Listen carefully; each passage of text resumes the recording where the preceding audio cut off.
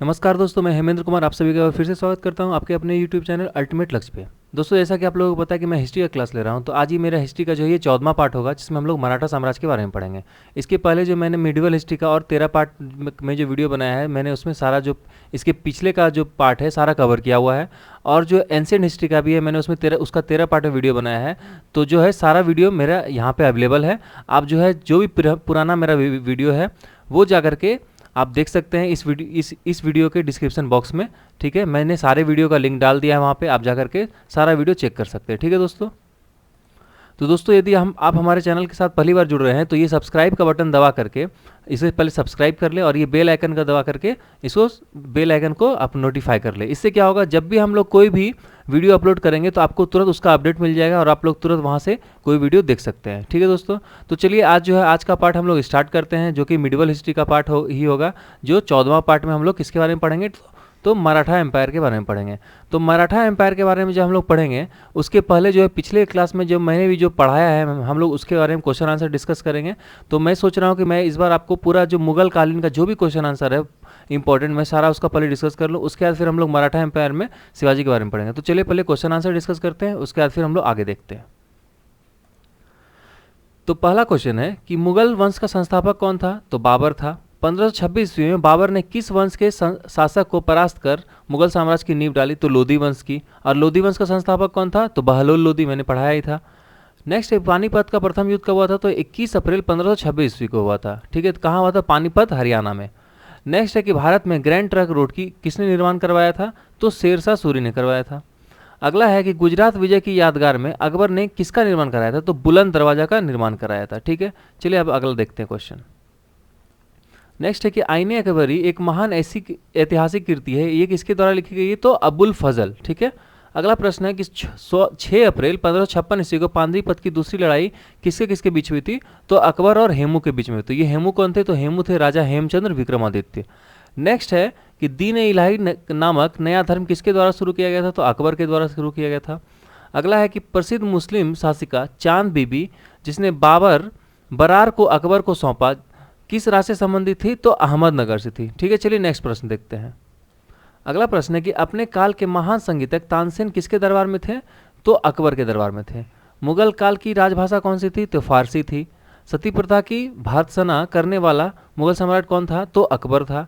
किस युद्ध से भारत में मुगल राज्य की नींव पड़ी थी, तो पानीपत का प्रथम युद्ध में, जो कि बाबर और इब्राहिम लोदी के बीच में हुआ था।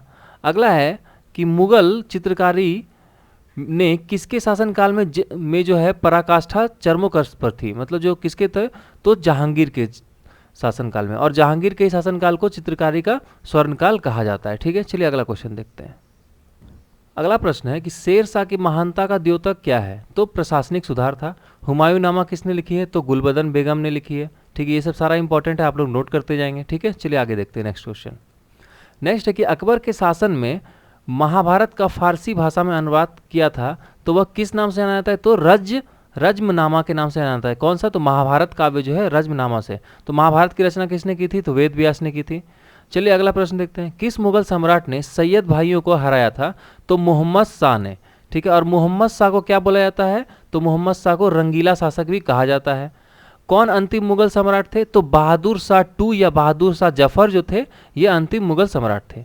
अकबर के शासनकाल में भू राजस्व सुधारों के लिए कौन उत्तरदायी था, तो टोडरमल। और इसी ने कौन सा बंदोबस्त किया था, तो टोडरमल बंदोबस्त किया था। ठीक है, चलिए नेक्स्ट प्रश्न देखते हैं। नेक्स्ट है कि अकबर द्वारा बनवाए गए उपासना भवन पूजागिरी का नाम क्या था, तो इबादत खाना था। ये किसने बनवाया था, तो अकबर ने बनवाया था। सुप्रसिद्ध संगीतज्ञ द्वारा द्वैत तानसेन और बैजू बावरा किसके शासनकाल में सुविख्यात थे, तो अकबर के शासनकाल में थे। और ये तानसेन है, ये क्या अकबर के काल के नवरत्न में से एक थे। रामचरितमानस के लेखक तुलसीदास किसके शासनकाल से संबंधित थे, तो अकबर के ही शासनकाल से संबंधित थे। रामचरितमानस जो है ये हिंदी में अनुवाद है किसका, तो रामायण का। तो रामायण किसने लिखी थी, तो महर्षि वाल्मीकि ने लिखी थी। और जो रामचरितमानस है वो किसने लिखी है, तो तुलसीदास ने लिखी है, जो कि हिंदी अनुवाद है रामायण का। ठीक है, चलिए अगला प्रश्न देखते हैं। अगला है कि बाबर जो है मूल रूप से कहाँ का शासक था, तो फरगना का था। ठीक है, किसने मुगल साम्राज्य की राजधानी आगरा से दिल्ली स्थानांतरित की थी, तो शाहजहां ने की थी। ठीक है, अकबर की युवा अवस्था में उसका संरक्षक कौन था? तो बैरम खां। और बैरम खां को जो है जो अकबर किस नाम से पुकारता था? तो खान बाबा के नाम से पुकारता था। नेक्स्ट है किस स्थान पर नादिर शाह ने चढ़ाई नहीं की थी?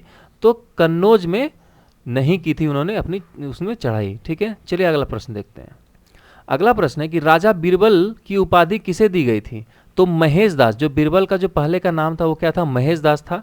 और इसने ही बाद में जो है दीन-ए इलाही धर्म को स्वीकार कर लिया था और इसे राजा की उपाधि दी थी और इसे राजा बीरबल भी बोला जाता था।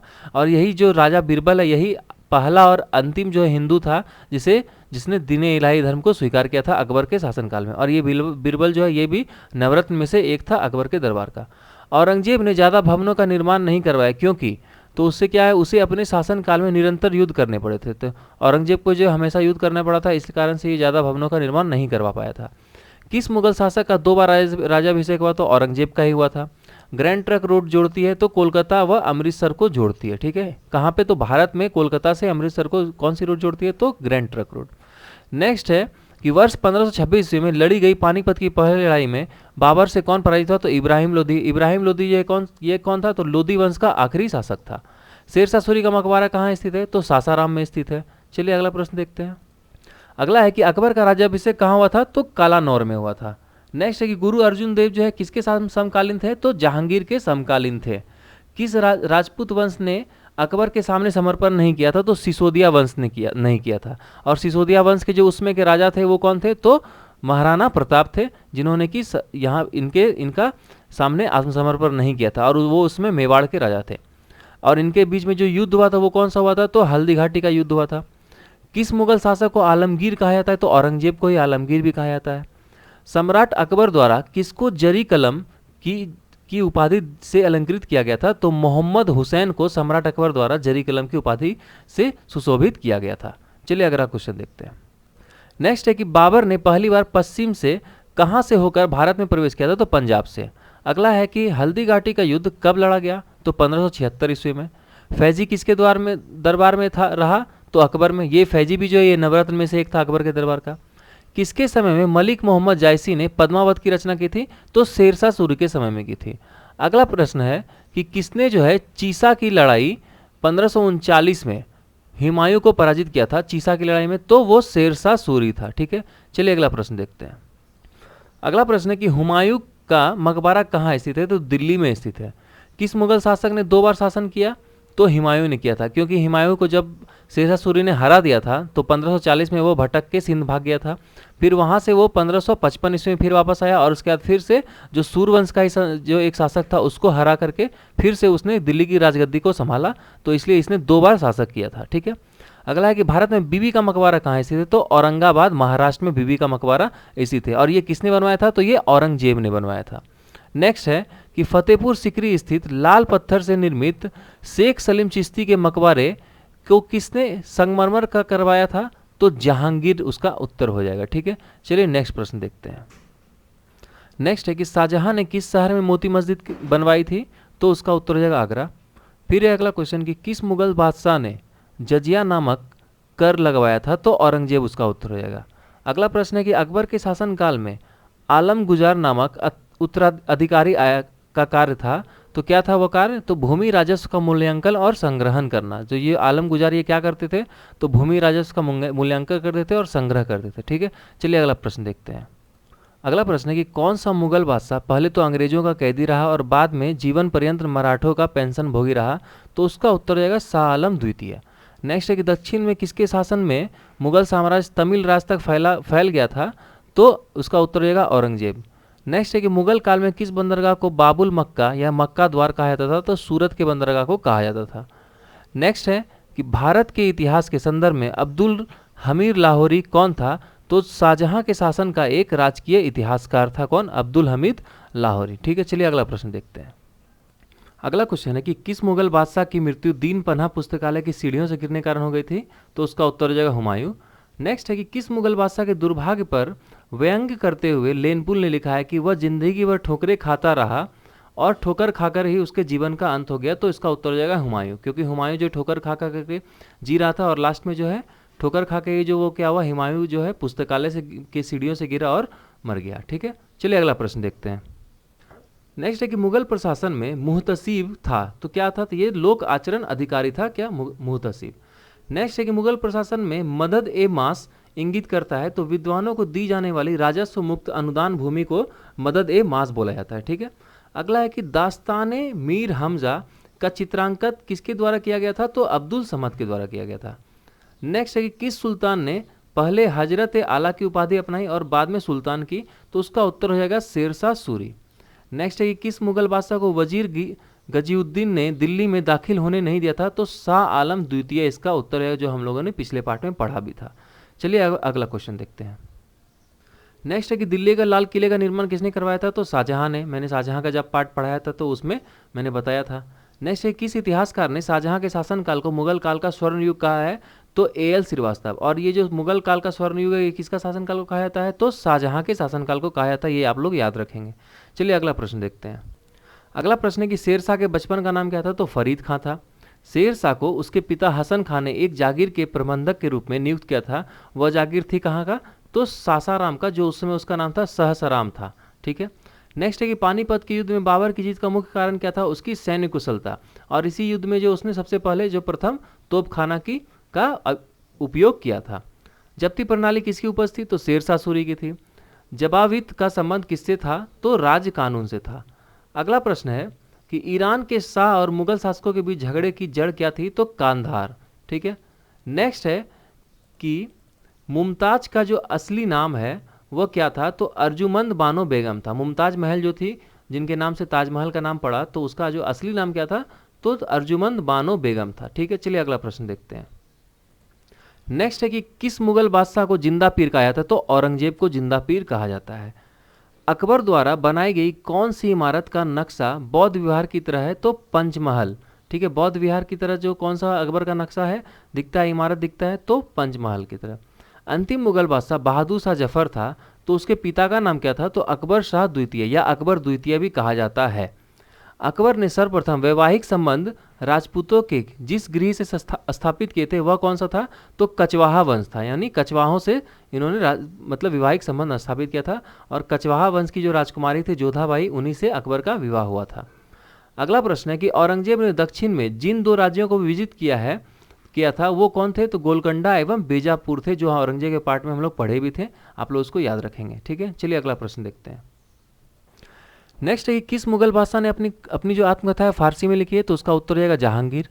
मुगलों ने नवरोज या नौरोज का त्यौहार लिया था, तो कहाँ से लिया था, पारसियों से लिया था। कौन सा मकबरा द्वितीय ताजमहल कहा जाता है, तो रबिया उदौरिन का जो मकबरा है या बीबी का मकबरा, और इसे किसने बनवाया था, तो औरंगजेब ने बनवाया था। किस बादशाह के अंतर्गत मुगल सेना में सर्वाधिक हिंदू सेनापति थे, तो औरंगजेब के समय में थे। किस इतिहासकार ने अकबर द्वारा प्रतिपादित दीन-ए इलाही को एक धर्म कहा है, तो अबुल फजल।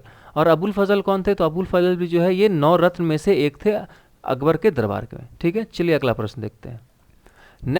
अगला प्रश्न है कि धर्मट का युद्ध जो है जो 1658 को अप्रैल 1658 को लड़ा गया था, वह किसके किसके बीच लड़ा गया था, तो औरंगजेब तथा दारा सिकोह के बीच लड़ा गया था। और ये उत्तराधिकारी का युद्ध भी बोला जाता है, जिसमें जो कि उत्तराधिकारी के लिए दोनों ने युद्ध किया था, और इस युद्ध में जो है औरंगजेब की विजय हुई थी और दारा सिकोह की हार हुई थी।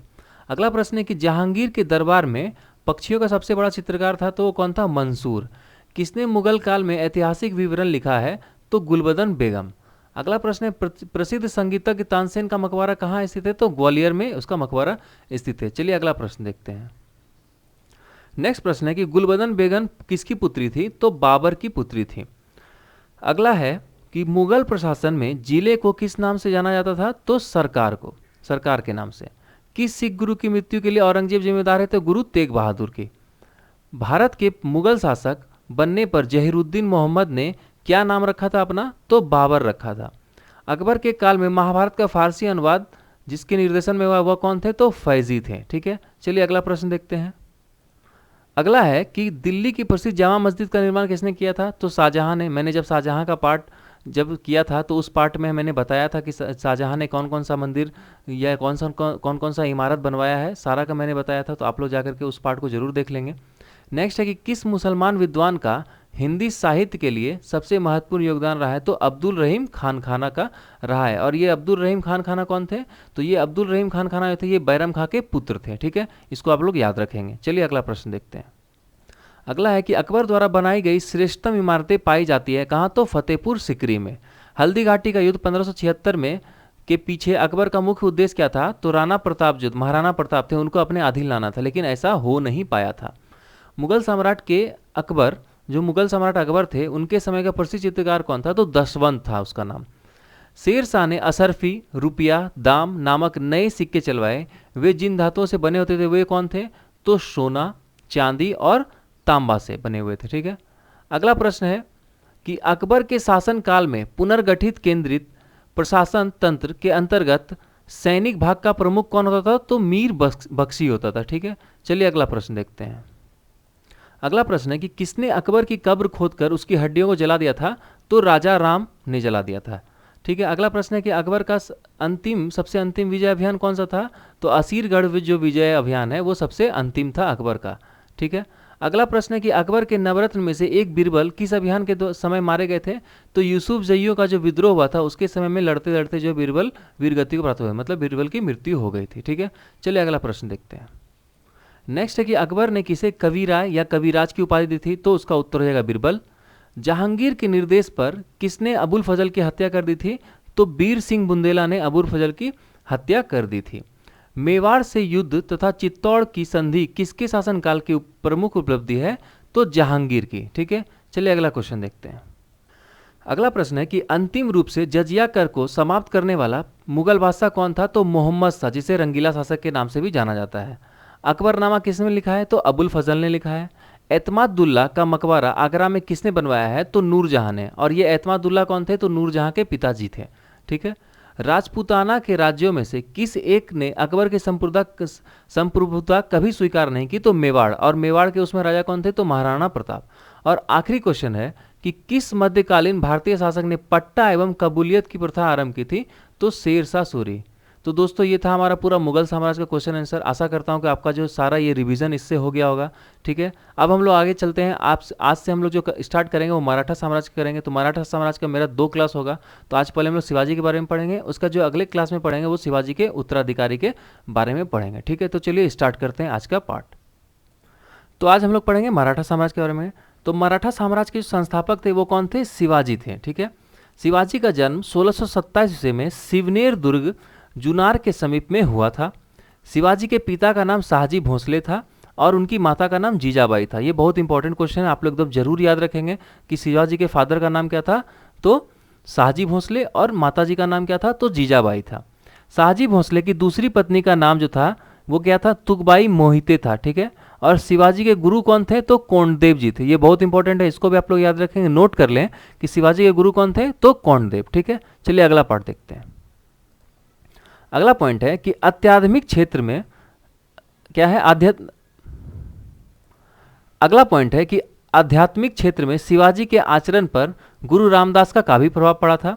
शिवाजी का विवाह साई बाई निम्बलाकर से 1640 ईस्वी में हुआ था। ठीक है, शाहजी ने शिवाजी को पूना की जागीर प्रदान कर दी एवं स्वयं जो है बीजापुर रियासत में नौकरी कर ली। ठीक है, अगला है कि अपने सैन्य अभियान के अंतर्गत 1644 ईस्वी में शिवाजी ने सर्वप्रथम बीजापुर के तौरन नामक पहाड़ी किले पर अधिकार कर लिया। 1656 ईस्वी में शिवाजी ने रायगढ़ को अपनी राजधानी बनाया। ठीक है, तो ये सारा इंपॉर्टेंट पॉइंट है, आप इसको सारा पॉइंट वाइज मैंने इसलिए रखा है तो आप लोग सब नोट भी कर सकते हैं इसको आराम से। बीजापुर के सुल्तान ने अपने योग्य सेनापति अफजल खां को सितंबर 1665 ईस्वी में शिवाजी को पराजित करने के लिए भेजा था। शिवाजी ने अफजल खां की उस समय क्या हत्या कर दी, तो मतलब वो पराजित नहीं कर पाया था। ठीक है, चलिए अगला देखते हैं। नेक्स्ट क्या है? नेक्स्ट है कि शिवाजी से सूरत को 1664 ईस्वी और 1679 ईस्वी में लूटा था। तो शिवाजी ने जो है क्या किया था? सूरत को 1664 ईस्वी में और 1679 ईस्वी में उसको लूटा था। नेक्स्ट हुआ क्या कि पुरंदर की संधि जो 1665 ईस्वी में महाराजा जय सिंह और शिवाजी के मध्य संपन्न हुई। पुरंदर की संधि ये बहुत इंपॉर्टेंट है, इसको भी आप लोग नोट कर लेंगे। तो वो कब हुई थी? तो 1665 ईस्वी में। और किसके किसके बीच में हुई थी? तो महाराजा रंजीत सिंह और शिवाजी के मध्य में हुई थी और ईस्वी को। तो मतलब 16 जून 1674 ईस्वी को शिवाजी ने रायगढ़ में वाराणसी काशी कि प्रसिद्ध विद्वान श्री गंगा भट्ट द्वारा अपना राज्याभिषेक करवाया। मूल रूप से गंगा भट्ट जो है महाराष्ट्र का एक सम्मानित ब्राह्मण था जो लंबे समय से वाराणसी में रह रहा था। शिवाजी को औरंगजेब ने 16 मई 1666 ईस्वी में जयपुर के भवन में कैद कर लिया था, जहां से वे 16 अगस्त 1666 ईस्वी को ही भाग निकले थे। मतलब जो ज़्यादा दिन तक वहाँ पे वो नहीं रहे थे, वहाँ से वो 16 अगस्त 1666 ईस्वी को भाग निकले थे। मात्र 53 वर्ष की आयु में 14 अप्रैल 1680 ईस्वी को शिवाजी की मृत्यु हो गई। ठीक है, मात्र 53 वर्ष की आयु में 14 अप्रैल 1680 को उनकी मृत्यु हो गई। शिवाजी के मंत्रिमंडल को अष्टप्रधान कहा जाता था। अष्टप्रधान में पेशवा का पद सर्वाधिक महत्वपूर्ण था और उसका सम्मान होता था। तो अब ये अष्टप्रधान क्या है वो हम लोग आगे नेक्स्ट स्लाइड में देखते हैं क्या है अष्टप्रधान। ठीक है, चलिए आगे बढ़ते हैं। तो जो अष्टप्रधान है वो इस प्रकार है कि पेशवा प्रधानमंत्री राज्य का प्रशासन और अर्थव्यवस्था की देखरेख करता था। कौन? तो पेशवा। उसके बाद सरी ए नौबत सेनापति, ये कौन था? तो सैन्य का प्रधान था, सेना का प्रधान था। फिर क्या था? वकिया नवीस, ये वकिया नवीस जो था ये सूचना, गुप्तचर और संधि विग्रह के विभागों का अध्यक्ष था। नेक्स्ट था चौथा नंबर अष्टप्रधान में कि चिटनीस, ये कौन था? तो राजकीय पत्रों को पढ़कर उसकी भाषा शैली को देखना उसका काम था। अगला है कि सुमंत, सुमंत कौन था? तो विदेश मंत्री था। ठीक है, नेक्स्ट है कि पंडित राव, धार्मिक कार्यों के लिए तिथि का निर्धारण करता था। तो कौन था उसका पद? तो पंडित राव का था। अगला है 7वां नंबर न्यायाधीश, न्यायाधीश क्या था? तो न्याय विभाग का प्रधान था। और 8वां जो अष्टप्रधान का था वो कौन था? तो अमात्य राजस्व मंत्री, ये कौन था? जो ये आय व्यय का लेखा जोखा रखता था। ठीक है, तो चलिए अब नेक्स्ट देखते हैं हम लोग। नेक्स्ट है कि शिवाजी के दरबार में मराठी को भाषा के रूप में प्रयोग किया गया। ठीक है, कि शिवाजी ने किले की सुरक्षा के लिए निम्न अधिकारी नियुक्त किए जो कि इस प्रकार है। पहला क्या है? हवलदार, ये क्या था? ये किले की आंतरिक व्यवस्था की देखरेख करता था। दूसरा है सरे नौबत, सरे नौबत क्या करता था? तो किले की सेना का नेतृत्व करता था। और तीसरा है सवनिस, ये सवनिस क्या करता था? तो किले की अर्थव्यवस्था, पत्र व्यवहार और भंडार की देखरेख करता था। अगला पॉइंट है कि शिवाजी की सेना 3 महत्वपूर्ण विभागों में व्यक्त थी जो इस प्रकार थी। पहला थी पैदल सेना जो पैदल चलती थी। दूसरा था सिलादार जो अस्थायी घुड़सवार सैनिक था। और तीसरा था पागा सेना, ये क्या था? ये नियमित घुड़सवार सेना था। तो मतलब 3 टाइप का सेना था। पहला कौन सा था? पैदल सेना जो पैदल चलता था। उसके बाद था सिलादार जो अस्थायी घुड़सवार सैनिक था, मतलब ये घुड़सवार भी थे या ये किसी हाथी पे भी जाके युद्ध करते थे या ये पैदल सेना में भी शामिल होकर के युद्ध करते थे। और आखिरी था पागा सेना। और पागा सेना क्या था? ये नियमित जो है घुड़सवार सैनिक था, जो मतलब ये हमेशा घुड़सवार से ही घोड़ा पर ही सवार होकर के युद्ध में जाता था। ठीक है, चलिए अगला पॉइंट देखते हैं क्या है। नेक्स्ट है कि शिवाजी की कर व्यवस्था मलिक अंबर की कर व्यवस्था पर आधारित थी। शिवाजी ने रस्सी द्वारा माप की व्यवस्था के स्थान पर काठी और मानक छड़ी का उपयोग को प्रारंभ किया था। ठीक है, शिवाजी के समय कुल उपज का 33% मतलब 33% भाग जो है राजस्व के रूप में वसूला जाता था, जो बढ़कर 40% हो गया था। ठीक है, अगला पॉइंट है कि चौथ और स्वदेशमुखी नामक का शिवाजी के द्वारा लगाया गया था। ठीक है, उसके बाद क्या हुआ? चौथ किसी के क्षेत्र को बर्बाद ना करने के बदले दी जाने वाली रकम को कहा जाता था। मतलब किसी के क्षेत्र को बर्बाद नहीं करना है और उसके बदले क्या होता था? उसको रकम दे दी जाती थी, तो उस रकम को क्या बोला जाता था? चौथ बोला जाता था। अगला है स्वदेशमुखी, स्वदेशीमुखी, स्वदेशमुखी क्या था?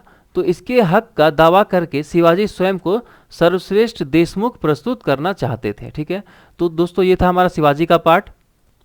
अगले पार्ट में जो है हम लोग जो मराठा में और भी जो भी शासक हुए थे उसके बारे में पढ़ेंगे, जिसे हम लोग मराठा का उत्तराधिकारी या शिवाजी का उत्तराधिकारी भी बोलते हैं। ठीक है, तो इस पार्ट में बस इतना ही। आप लोग जरूर कमेंट करके बताएं कि आपको आज का पार्ट कैसा लगा। मैं आशा करता हूं कि मैंने जो भी पहले का क्वेश्चन आंसर करवाया है मुगल साम्राज्य का वो आप लोगों को समझ में आ गया होगा, सारा रिवीजन भी हो गया होगा। आप लोग इसी तरह हमारे चैनल से जुड़ते रहें और जो है वीडियो को जरूर देखें, लाइक करें, शेयर करें, ताकि जो भी और भी आदमी हैं, जो भी और भी तैयारी कर रहे हैं, उनको इसका फ़ायदा मिल सके, वो लोग इससे आगे बढ़ सकें। ठीक है, तो चलिए दोस्तों आज के लिए बस इतना ही। अब अगले पार्ट में मिलते हैं जो कि हम लोग शिवाजी का उत्तराधिकारी में पढ़ेंगे। तब तक के लिए थैंक यू। आप लोग घर में रहें, सेफ रहें, अच्छे से रहें, लॉकडाउन का पालन करें। आगे देखिए अभी क्या होता है। ठीक है, चलिए धन्यवाद, जय हिंद।